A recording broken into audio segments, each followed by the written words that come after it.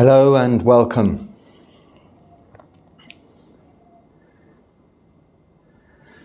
Straightforward question. How do we know Nibbana is real, Bhante? So a straightforward answer. Experience it for yourself. Nibbana is not of this conditioned world. I should read the next comment quickly. It says, what is Nibbana? Nibbana is not of this conditioned world. So everything you're experiencing now, that you're seeing, hearing, smelling, tasting, touching, what you're thinking about, what you're feeling, remembering, predicting for the future, this is not Nibbana. Nibbana, it cannot be seen, it cannot be heard, smelt, tasted, felt, or even considered, thought about, unless it is experienced for yourself. The practice of sila, keeping moral virtue, samadhi, meditation, and panya, developing wisdom, is with a view to establishing within samadhi deep stages of meditative absorption, we call jhana, in which you can experience seclusion from the sense consciousness, all that we see, hear, smell, taste, touch. Seclusion from the thinking process. And therefore, it cannot be described, written about, thought about even, as it is of no comparison to conditioned things. It cannot even really be described as just a mind state, because that can be applied to the thinking brain, we sometimes refer to as mind, and its perception of such. Nibbana is free from even that condition, but through the practice you can experience it for yourself within this lifetime.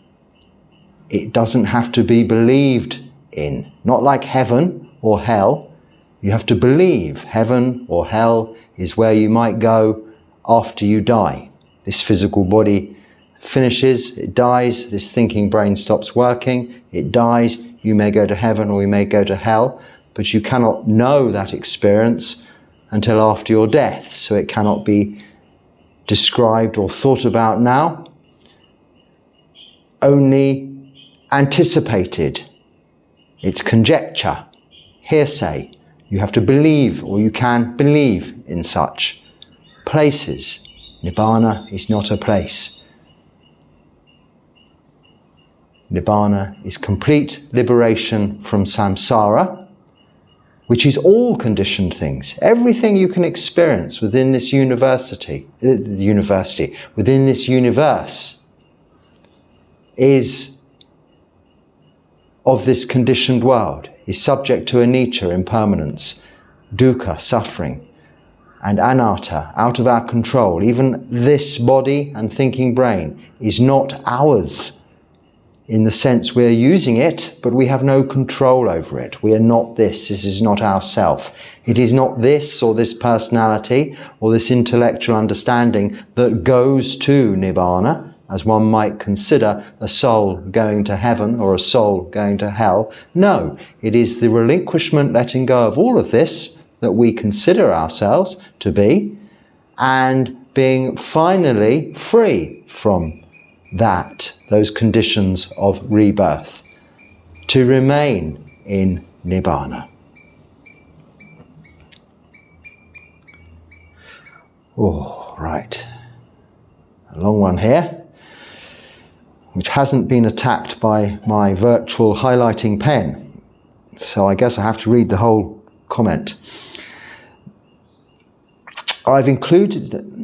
okay, right. Short question.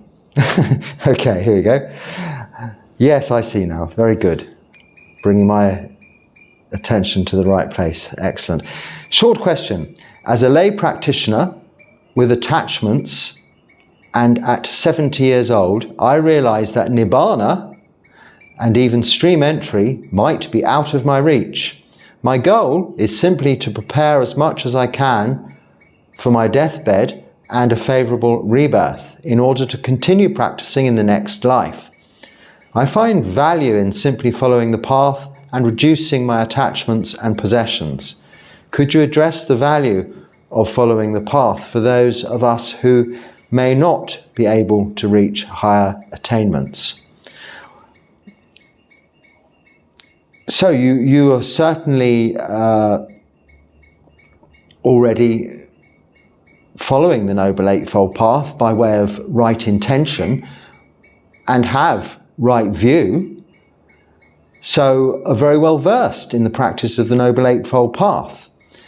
And it has to be said that our practice is not contained within this lifetime only, but qualities we may have developed in practice during previous lifetimes may only come to fruition at the later stages or early stages at any time within this rebirth, within this lifetime. So age really is of no consequence as to how and when or are you able to attain to Nibbāna or attain to even stream entry, the first level of enlightenment, first stage of enlightenment, because you may have developed qualities in previous lives that make you well disposed to attain to Sotapanna, stream entry, very quickly. Having been maybe separated from the Dharma for much of your life and only come to hear the teachings of the Buddha later on in life, as I was myself in my 40s, I think, late 30s, early 40s, you may have found a direct affinity very quickly with the Dharma. And this is probably as a result of qualities you've developed in previous lifetimes. It isn't the first time you've come across the Dharma. Or it may be that this is your first time and there is a long way to go. Either way, all we can be focused on, or should be focused on, is what we're doing in the present moment, here and now. And that is establishing right view, which you clearly have from your comment here. Got the idea of the Dharma and have right intentions. Your intention is to attain to freedom from suffering within this lifetime, but don't lose momentum, enthusiasm behind that intention because you think you're too old. I'm too old. We're all too old. We never know how long we're going to live. I could die tomorrow.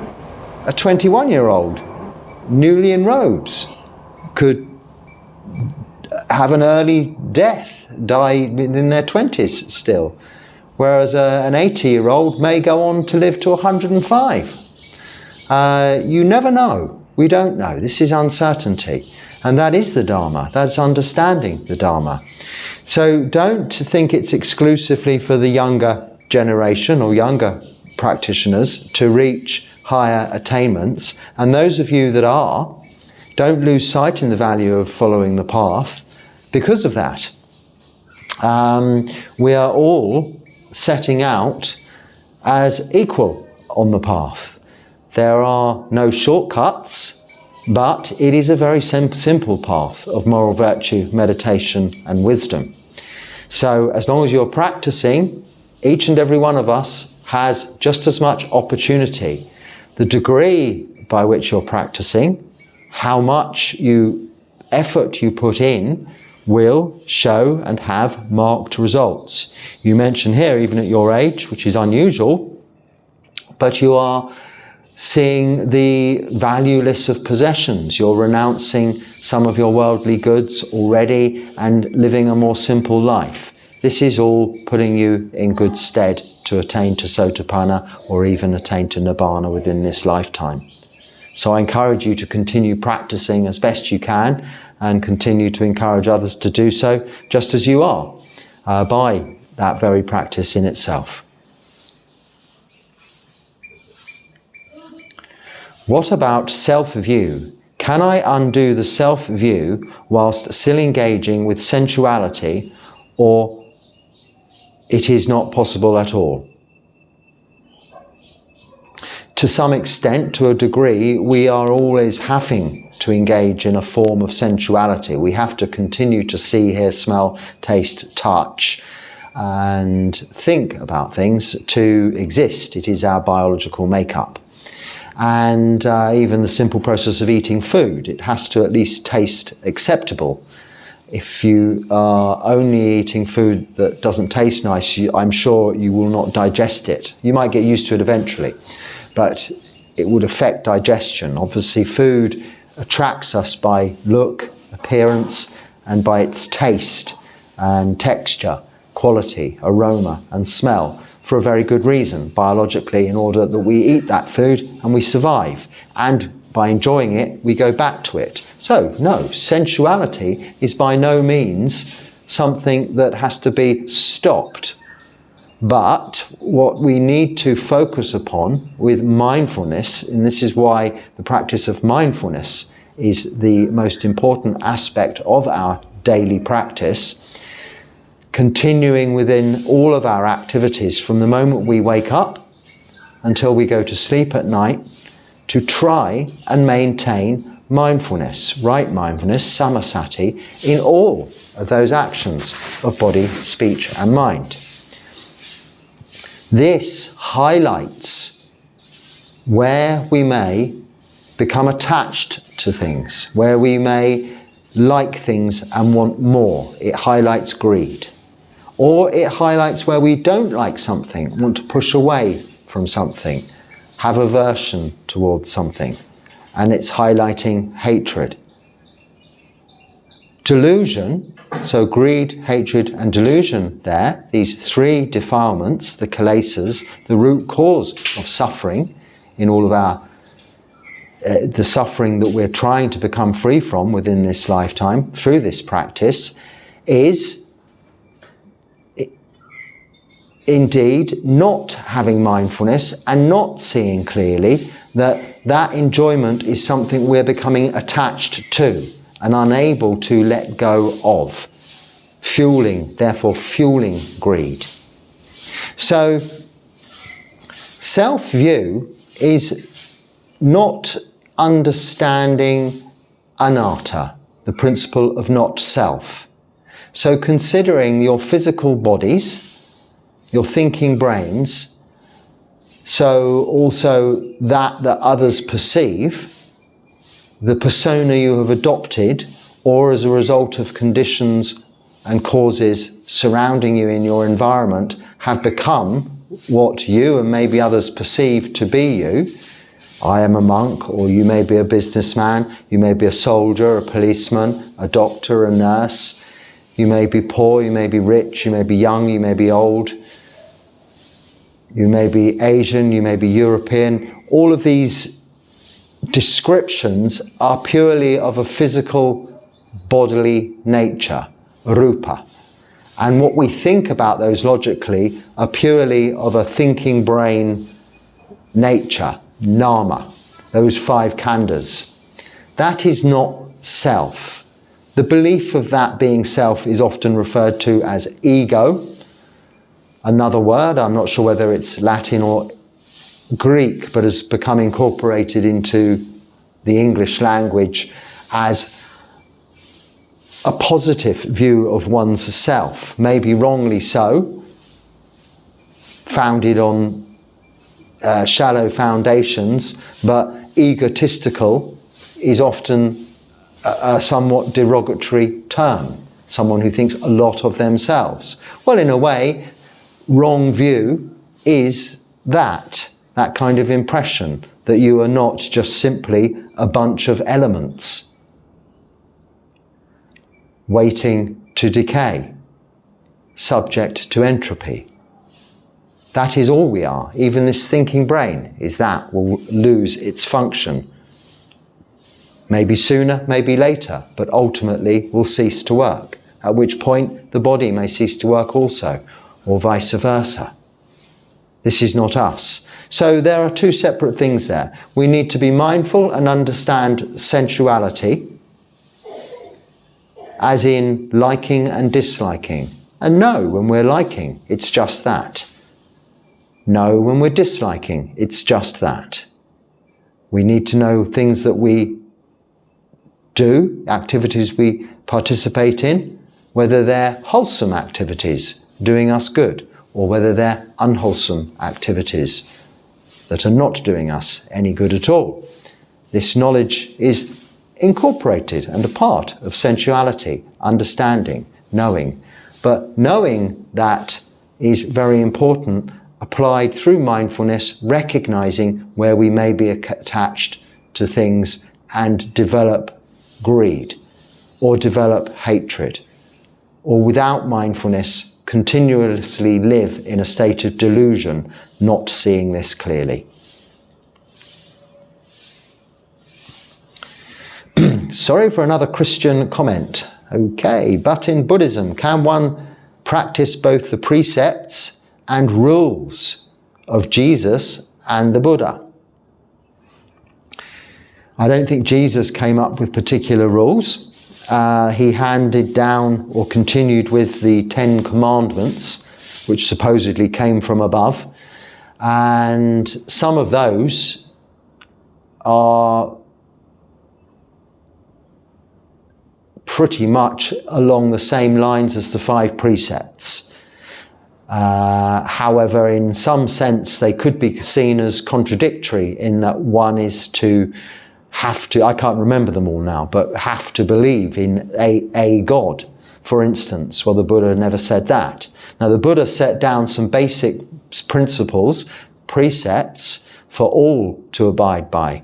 Whether you're a lay practitioner, whether you are an ordained Buddhist monk or nun, or indeed just by being a human being, by being humane, you would hopefully want to refrain from killing, refrain from stealing, refrain from sexual misconduct, refrain from lying, and refrain from taking any intoxicants, drugs or alcohol that affect mindfulness.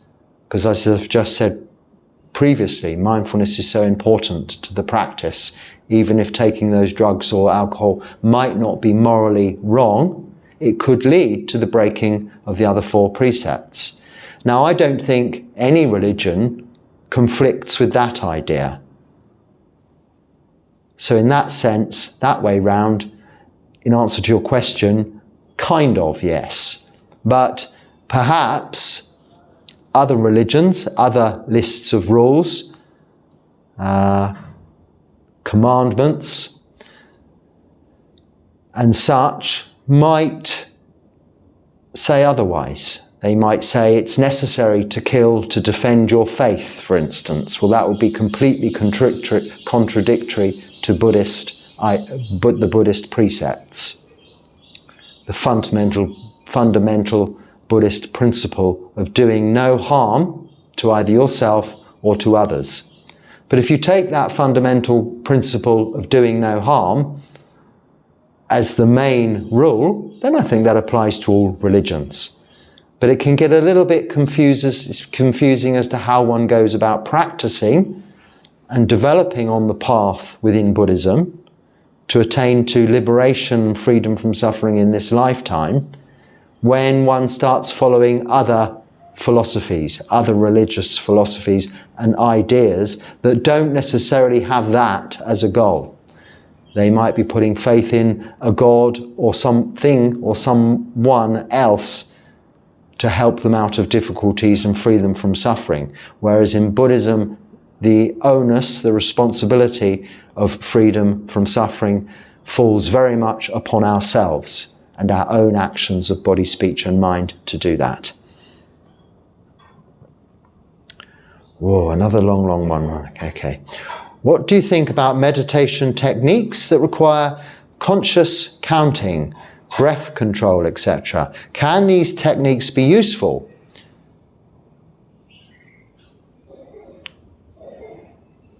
So yes,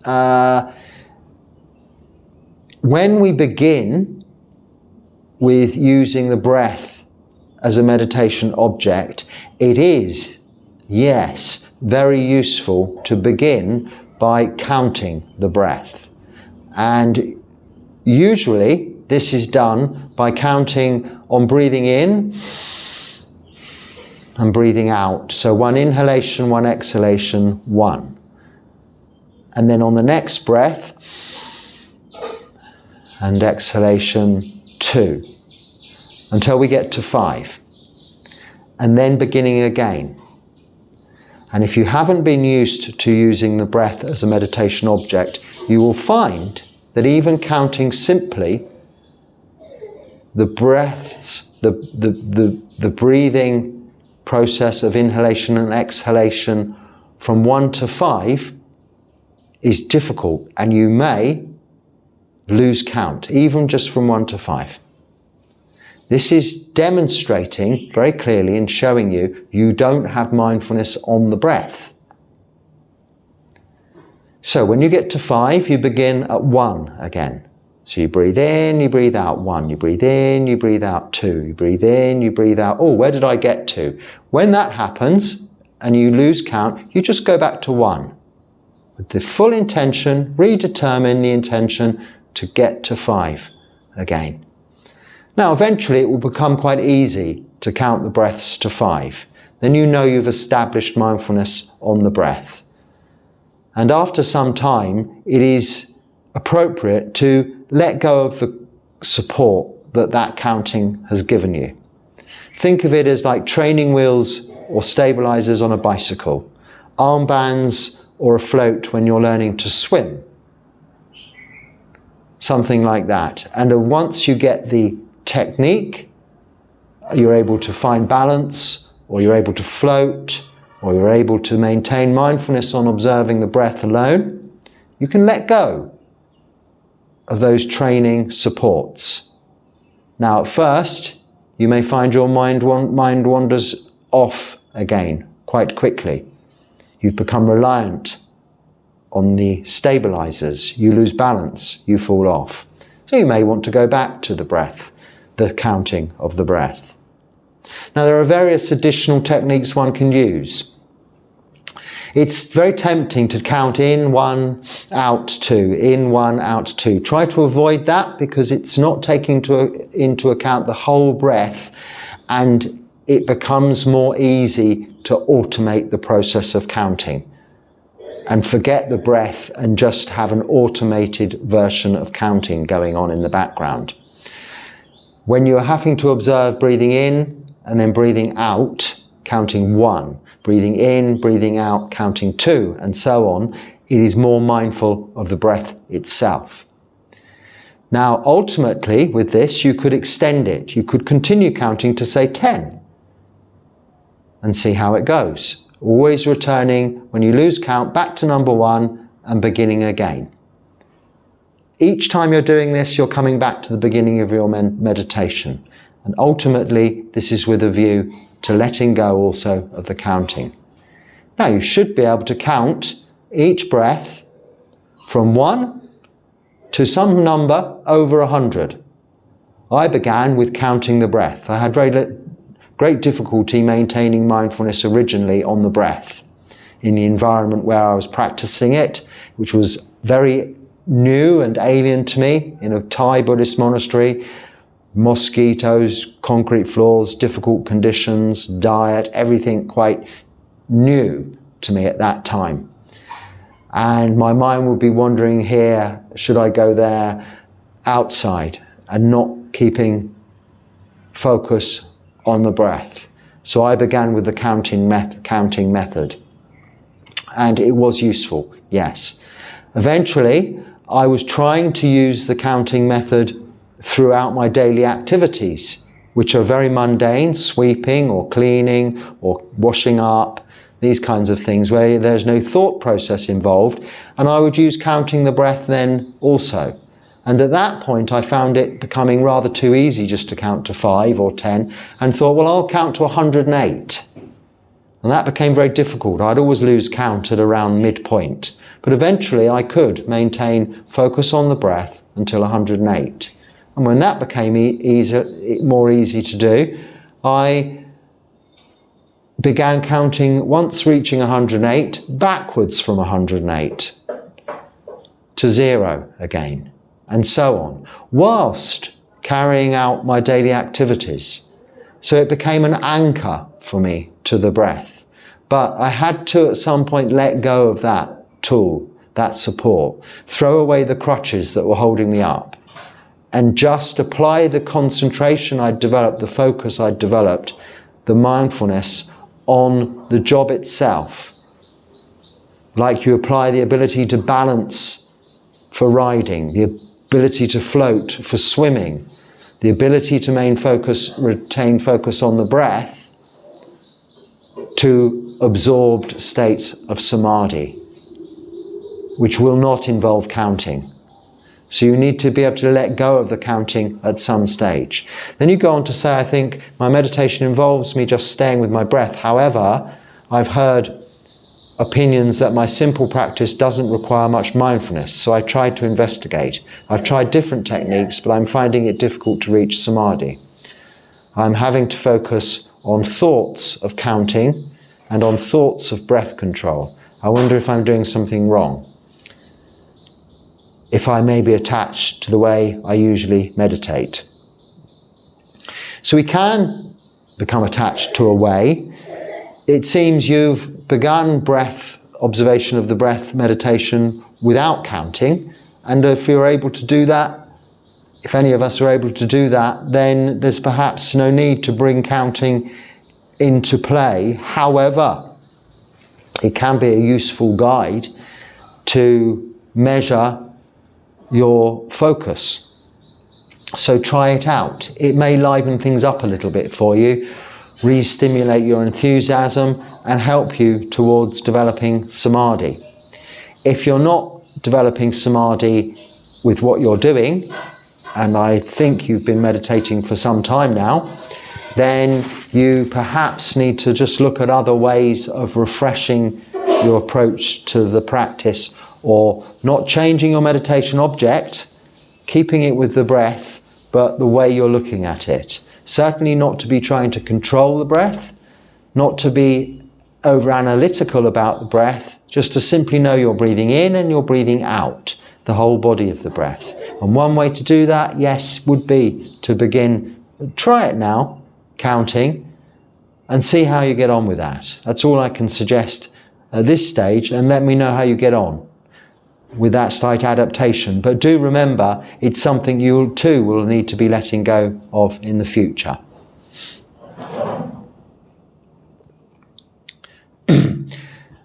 I'm internally suffering, Bhante, really need some help. Internally suffering, Bhante, really need some help. Well, help is here, help is on hand.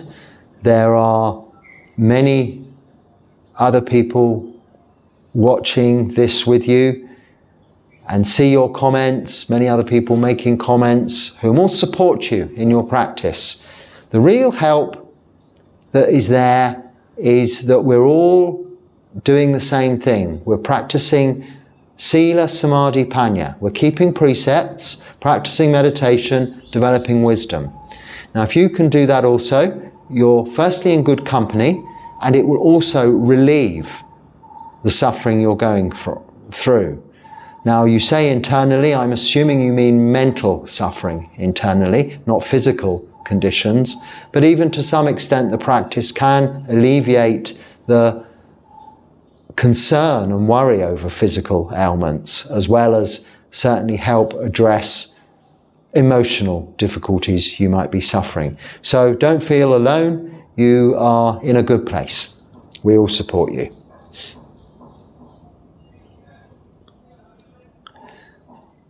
So it's the same comment. So it's the next one. How do you shave without a mirror? With mindfulness.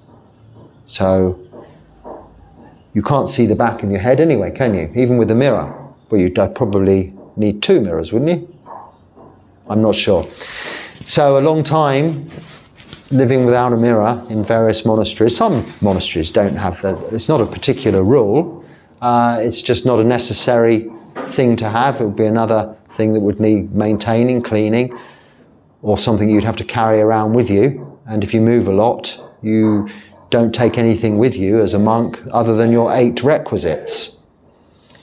Just to remind you, the 8 requisites are the 3 robes, bowl, pindapata, that we get our alms food with each day, belt, razor, water filter, and needle and cotton. Now I mentioned water filter, and I think someone got the impression that I filter any old water like in one of these elaborate filters for health reasons. Not at all. They didn't have those in the times of the Buddha. In fact, I don't usually carry a water filter. We don't have to carry all 8 requisites. We can relinquish 1 or 2. It's not, we have to have our sangati, so we need to keep our 3 robes with us at all times and our bowl with us at all times. And we should have a needle and cotton with us at all times. The other items are, somewhat flexible, but we can't have more than that.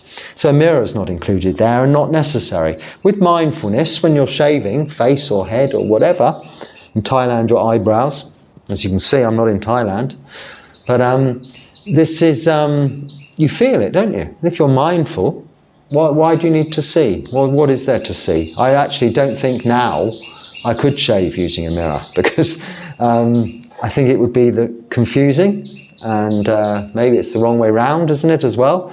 So no, with mindfulness is the answer, but I suppose, yeah, you get used to it. I think I tended towards mindfulness even prior to my introduction to Buddhism, and wouldn't see that it's that necessary always to have a mirror for many things, really.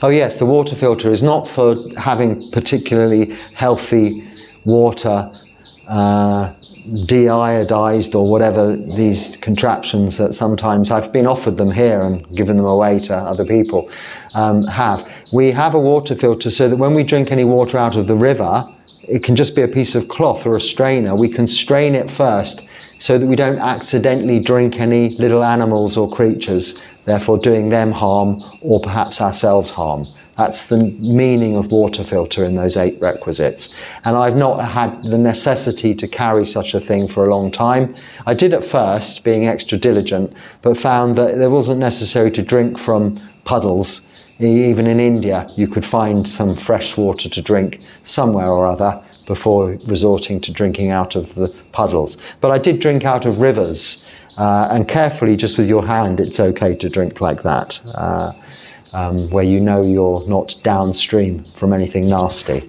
and that can be a tricky one. So yes, not such a necessary item these days. I've heard you say several times now, in different videos, this is a correction, which I'm grateful for, Sakyamuni clan, when referring to the Buddha's past. But to correct you, and this is absolutely correct, it's the Sakya clan, or the Sakya tribe. Muni was added later to refer to Gautama Buddha, or Siddhartha Gautama, who was the person who became the Buddha. Sage of the Sakyas. And the clan itself wasn't referred to as the Sakyamuni clan or tribe, but just the Sakyans or Sakyas. So yeah, absolutely correct. And I've corrected myself on this on several occasions afterwards. After I've said it even, I thought, I didn't mean to say Sakyamuni clan. It's just I hear so many times people saying Sakyamuni Buddha, the Sakyamuni Buddha, therefore referring to this particular Buddha Sasana, Siddhartha Gautama, who was the sage of the Sakya tribe, the Sakyamuni Buddha. I've heard it said so many times. Sometimes when I refer to the Sakyan clan, where he came from, I say Sakyamuni by mistake. So thank you for the correction. They're always appreciated, and it saves me remembering to correct myself. Could you explain in more detail the monastic rules you follow during meals, and maybe give other examples of rules that can be useful to maintain awareness in daily actions? So yes, all of the 227 precepts are really there to support the main 5 precepts. You can look at them that way, and are very much a matter of mindfulness in order not to break any. Having established mindfulness, you go about your daily activities of body, speech and mind without breaching any of those many, many rules. Now, within the novice ordination, you take what are called the training rules, the Sakya rules, 75 of which, and I think it's something like 15 or so, are relating to how we eat our food. Now, culturally, there are different ways people eat their food in order to culturally and socially have what we would consider table manners or eating etiquette, mealtime behaviour. So what might be done in one country could be seen as very rude in another, and vice versa.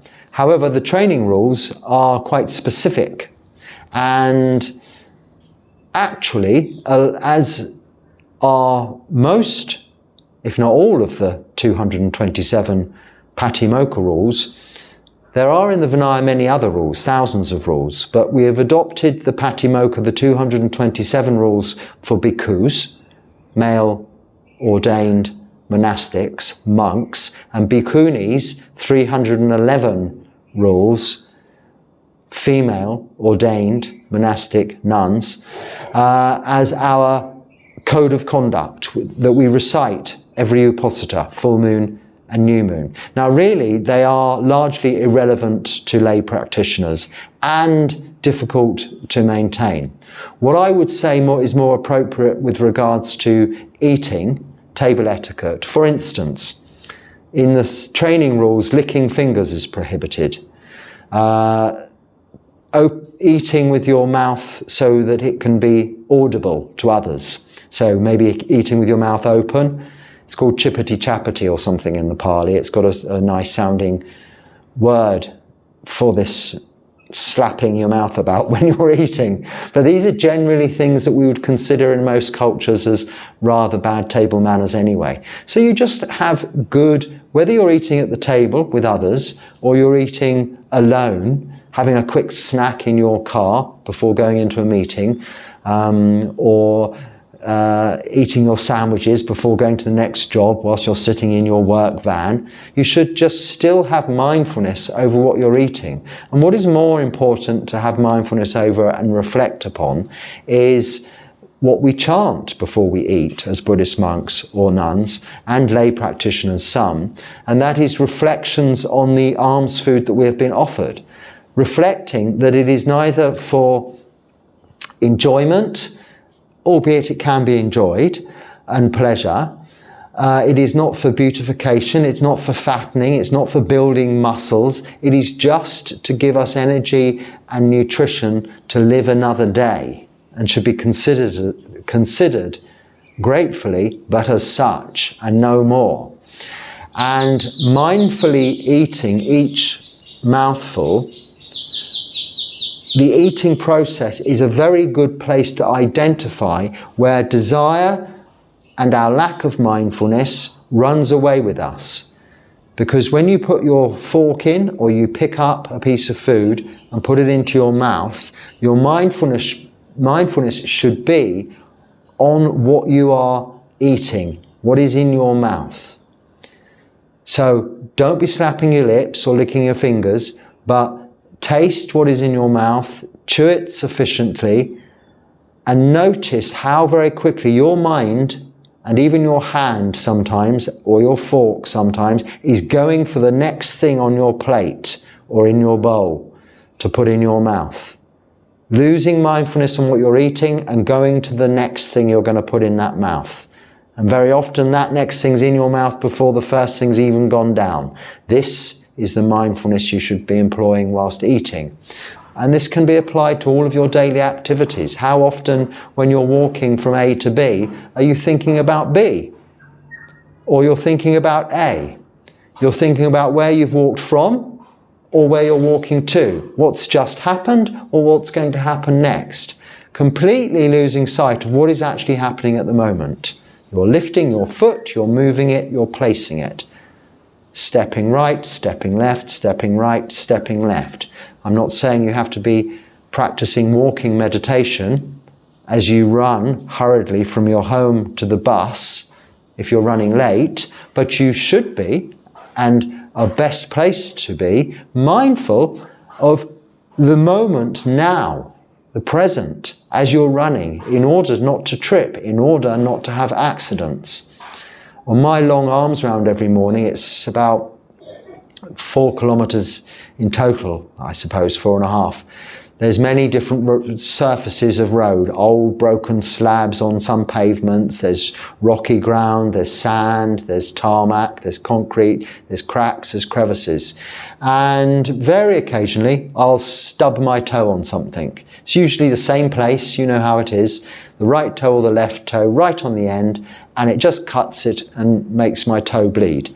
Now that's a problem, because here they like to bow and they see your feet, and some want to touch your feet or near to them, and then people are concerned that you're bleeding and want to rush and get water and plasters. So not only is it uncomfortable, you're continuously reminded of your mistake throughout the rest of your arms round, and having to have that conversation that, oh, it's okay, don't worry, I'm doing it all the time. But the only time that happens is when I lose mindfulness. So fortunately, it's not happening too often, because I'm blessed with a situation whereby I can walk not slowly, quite fast in fact, but mindfully, with nothing else to be concerning me about what I just left behind, because that's very little here, or what I'm going to, because I'm not really going anywhere. I'm walking until I return to here and eat my meal. Now, if my mind starts wandering to what's just gone into my bowl, or what I might get next, or what I might not get, boom, I would stub my toe, because I'm no longer walking mindfully. And this is practicing mindfulness in all of our daily activities. So the rules themselves are not particularly something one should use to clog up your practice or make it more complicated than necessary, other than to use common sense. Allowing someone to go before you, opening a door for someone, rather than all rushing to get through the same door space at the same time, will very often allow you to get to the front of the queue. When I get to a destination on an aeroplane, which I'm hopefully will not have to do very often in the future, I've reduced this flying business down to as little as it's possible for me in this current form and state of living by staying here all of the time.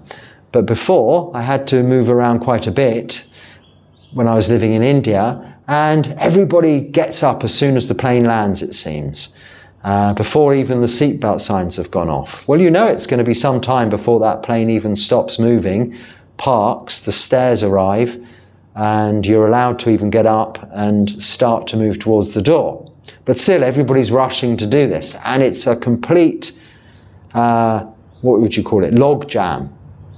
A traffic jam of people all getting their bags from the overhead cupboards and stuff. So I just sit there, and in fact I spread out because everyone's got up around me, and wait and wait and wait. And eventually the plane doors open, and very quickly, after them waiting a long time, all pushed up together, they all disappear. I get up, eventually, walk out of the plane with no one in my way, walk through immigration and out of the airport, just like that. Whereas everybody's still in this big queue and hustle and bustle, fussing around, getting all their luggage together. Oh, appreciably they have luggage and things like that, but they still get no further on with their luggage. They still at the carousel have to wait for their case to arrive. So however quickly they get there, their case is going to arrive when it arrives, and there's no determining when that might be. So you might as well just sit and wait. This is mindfulness of the moment, here and now, what you can do to make life easier, not only for you, but for everyone around you. One less in the queue does make a little bit of difference, but you'll notice the more you do that, the more other people begin to do it, or near you might sit back down again thinking, well, there is no point actually standing up now, getting extra hot as the air conditioning's turned off and as the doors open, because we're not going anywhere. So they too sit down and wait, and they're grateful for having thought of that themselves and done so. So, you know, these are the ways that we should act within all of our daily activities. But yes, eating, when you're thinking about the next mouthful, you've lost mindfulness on what's in your mouth at the moment. Also, how much you're eating, how much you take, usually a little bit too much. It doesn't mean you have to eat it all. So don't force feed yourself. It doesn't mean you have to waste food. There's going to be animals outside, birds, squirrels, something you can put your plate outside for, or put it on a leaf or something for them. But don't, just because you've taken that food, feel you have to consume it all. When you've had enough, that is enough. Don't overfill yourself. It just leads to lethargy, tiredness, and just overconsumption generally. It's bad for your health. So I hope that's useful.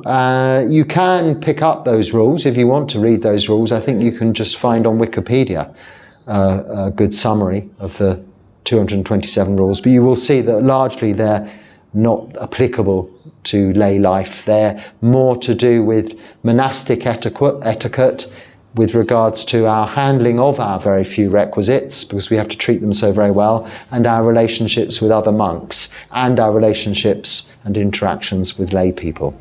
So on that note, I hope there's something useful there. If so, you can please use it. If not, let it go, put it down, don't think about it anymore, but please come back again, because there may be one day some snippet of useful information you can use to benefit you greatly in the future. In the meantime, be happy and stay well. Sukhi Hotu.